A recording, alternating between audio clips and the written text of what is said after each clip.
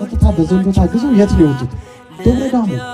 ደብረ ዳሞን እኮ የመሰረተው መድኃኒዓለም ኢየሱስ ክርስቶስ ነው። የሚገርማችሁ በናግራን ትይዩ በስደቷ ዘመን ተቀምጠው ያን ማጌታ ደብረ ሐሌሉያ ደብረ ዳሞ ይባላል።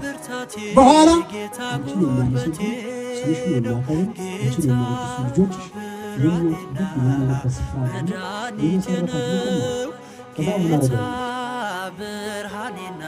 አቡነ አረጋዊ ሲመጡ በዘንዶ ታግዘው ወጡ። አሁን መውጫውን የምታውቁታላችሁ። ቅርጹ ምንድን ነው? ቅርጹ ምንድን ነው?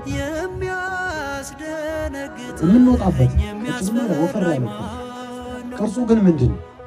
ከላይ ስትደርሱ አፉና አንገቱን ስታዩት፣ ከታች ስታዩት ጅራቱ አካባቢ ዘንዶ ነው።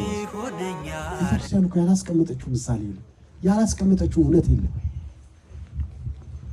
አቡነ ገብረ መንፈስ ቅዱስ ከመድኃኒዓለም ዘንድ ሄዱ። 3 እንግዶች መጡብኝ፣ እንመገባቸው የለም። አንተ በ120 መብረቅ ታጅበህ ትወርዳለህ አላቸው። ምስሉን ውስጥ ታዩታላችሁ። በእጃችሁ እንዳነኩ እሺ። ስትሳለሙ የምትፈልጉ ደግሞ ከዚህ መግዛት ትችላላችሁ። በመብረቅ ታጅበው የወረዱበት በ120 መብረቅ ታጅበህ ትወርዳለህ። ፋኑኤል ጽዋውንና ህብስቱን ይዞልኝ ይመጣል ተባሉ። ሲመጡ አሁን ስትገቡ በምታዩት ዋሻ አባታችን ገብረ መንፈስ ቅዱስ ከፊት፣ ፋኑኤል ከኋላ ወጡ። እዚህ ደርሰው እነዛ ተመግበው ሄዱ። አባታችን ተጋድሏቸውን ቀጠሉ።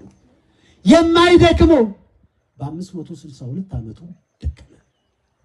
የማይተኛው ተንጋለለ። መጋቢት 3 ቀን የስጋ ድካም ያዘው። አባታችን ተንጋሎተኛ። በ4 ቀን ብሎ ልጆቹን አናገረ። በ5 ከሌሊቱ 6 ሰዓት ከሰማይ እንደዚህ እንደናንተ የተሰበሰበውን ህዝብ ብርሃን ያለው ድንጋይ እየወረደ በታተነው። ከዛ በኋላ መድኃኒዓለም ኢየሱስ ክርስቶስ እናቱ ድንግል ማርያምን፣ ቅዱሳን መላእክትን፣ ጻድቃን ሰማዕታትን፣ ነቢያት ሐዋርያትን አስከትሎ ወደዚች ምድር መጣ። ይሄን ምድሪቱ ተጨነቀች። አባታችን ከዚህ ዓለም ተለየ። ቃል ኪዳን ተገባለት። ምስሉ አሁንም እዚህ ጋር አለላችሁ። የምትፈልጉት በረከት ማግኘት የምትፈልጉ ገድላቸው አለ። ገዳሙ ያመረተው ጣዝማ ማር አለ፣ ጥቁር አዝሙድ አለ።